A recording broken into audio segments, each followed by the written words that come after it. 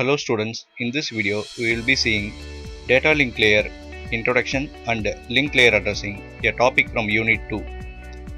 The data link layer is responsible for controlling the transfer of frames across the media. The internet is a combination of networks glued together by connecting devices through routers or switches. If a packet is to travel from a host to another host, it needs to pass through these networks. At each hop along the path, an intermediary device accepts frame from one medium, de-encapsulates the frame, and then forwards the packets in a new frame. The header of each frame are formatted for a specific medium that it will crosses. Here we see about nodes and links. Communication at the data link layer happens between the nodes. A data unit from one point in the internet needs to pass through many networks such as LANs and WANs to reach another point. These LANs and WANs are connected by routers. Here we refer the two ends as host and the routers as nodes, and the networks in between them is called as links.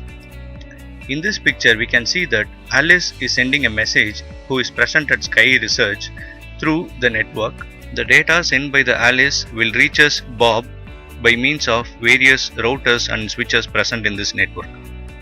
Initially, Alice will send a message through the internet service provider, and that will reach the routers R1 and R2 and again to the R3 and R4, and it will pass through the switch WAN which is connected in the ISP, which is connected to the ISP, and finally it will reach the destination of Bob's system. This picture clearly shows what is node and what is link. The link between two switches is called as a point-to-point network, and each and every system's switches, routers are individually called as a nodes. Here we show the OSI model which you have seen in the Unit 1. The data link layer is located in between the physical layer and network layers. The data link layer provides services to the network layer. It receives services from the physical layer. Physical layer collects the data in the form of bits and it will send it to the data link layer, where the data link layer converts the bits into the frames and it will send to the next higher layer called as network layer. There are two categories of links present in this data link layer. One is actual link, the next one is logical link. Although two nodes are physically connected by a transmission medium such as cable or air, we need to remember that the data link layer controls how the medium is used.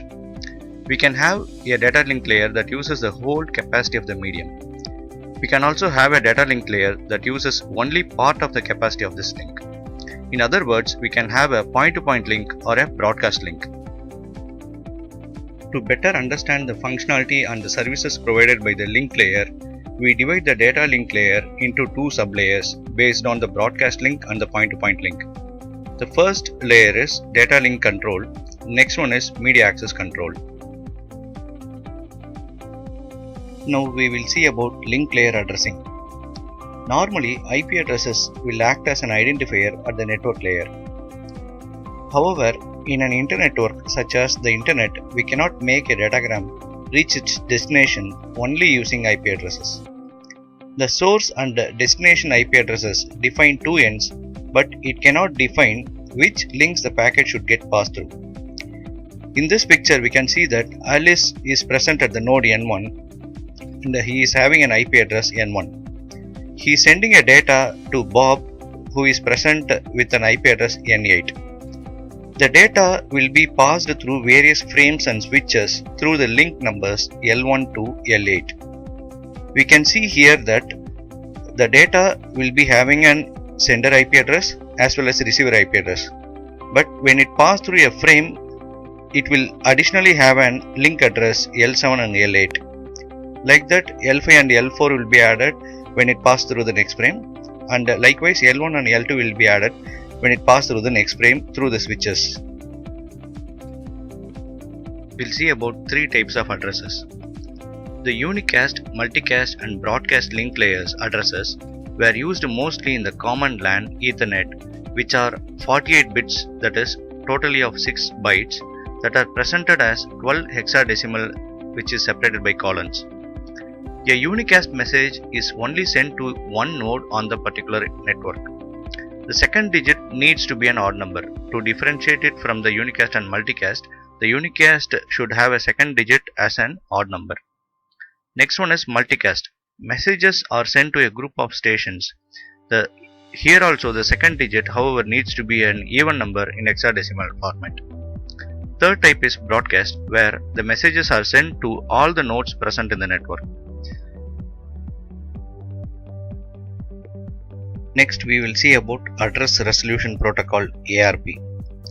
Anytime a node has an IP datagram to send to another node in a link, it has the IP address of the receiving node. However, the IP address of the next node is not helpful in moving a frame through a link. So, we need a link layer address of the next node. This time, where we need an address resolution protocol, which becomes very useful. Now we will see the operation of ARP. Initially, when a system A wants to send a message to system B, it will send a broadcast message to its neighboring nodes present in that network. So, which system is requesting for that particular message will accept that message and it will send a reply message to the message which is being sent. So, after this particular connection is getting established, it will start to send the message through unicast mode. Next, we will see about ARP packet. The ARP packet is a 32-bit packet which consists of hardware type, protocol type, and so on. As the name implies, the hardware type field defines the type of the link layer protocol. For Ethernet, the type is given as 1. Next field is the protocol type field, which defines the network layer protocol. Next, the source hardware and source protocol addresses are variable length field defining the link layer and network layer addresses of the sender. The destination hardware and destination protocol addresses field defines the receiver link layer and network layer addresses. An ARP packet is encapsulated directly into a data link frame. The frames need to have a field to show that the payload belongs to an ARP and not to the network layer datagram. Here we show the demonstration of ARP request and response. A host with IP address N1 and MAC addresses L2 has a packet to send to another host with IP addresses N2 and physical address L2. As we have seen in the previous slide, here in this picture we can see that the hardware type, packet type, hardware length, protocol length has been implemented in ARP request message. So the data will be having a message along with this ARP protocol details. After getting the request from the sender side, the receiver will start to send a reply message with the same ARP packet format.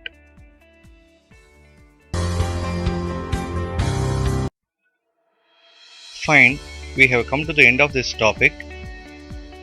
We will see the next topic in the next video. Thank you.